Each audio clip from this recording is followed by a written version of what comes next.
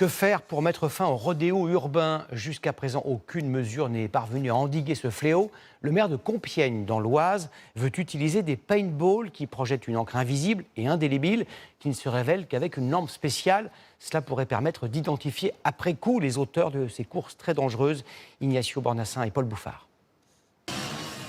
Ils troublent la tranquillité du voisinage, mettent en danger les habitants. Ces images de rodéo urbain ont été prises par les caméras de vidéosurveillance, mais aussi par les résidents de ce quartier de Compiègne, dans l'Oise, à bout de nerfs. C'est très très bruyant et puis très dangereux aussi. Il y a des enfants qui jouent dehors parfois. Surtout le week-end, samedi, dimanche, alors c'est infernal. Jusqu'à tard la nuit. Les rodéos urbains sont tellement courants ici tous les dimanches, il y a à peu près 10 signalements. Que chaque jour, la police municipale organise des rondes dissuasives. Mais ça ne suffit plus à arrêter les délinquants. Là, comme vous le voyez sur ces photos, on a affaire à des individus avec des motos qui sont non plaquées, qui ne sont pas autorisées sur le domaine public, qui couvrent leur visage pour éviter toute identification possible.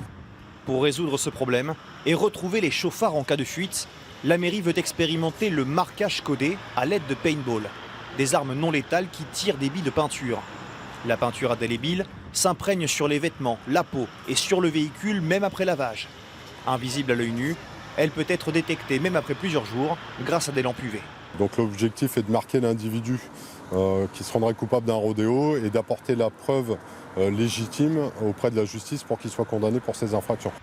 Ce système de marquage avait été expérimenté lors des manifestations des Gilets jaunes en 2019 et depuis abandonné dans toutes les opérations de maintien de l'ordre, jugé peu fiable lorsqu'il est utilisé sur une foule.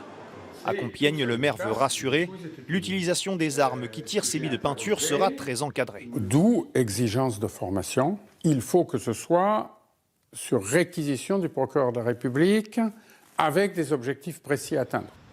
Pour renforcer encore plus la lutte contre les rodéos urbains, le maire de Compiègne souhaite également utiliser des drones pour suivre les délinquants et trouver les caches des motos afin de les perquisitionner.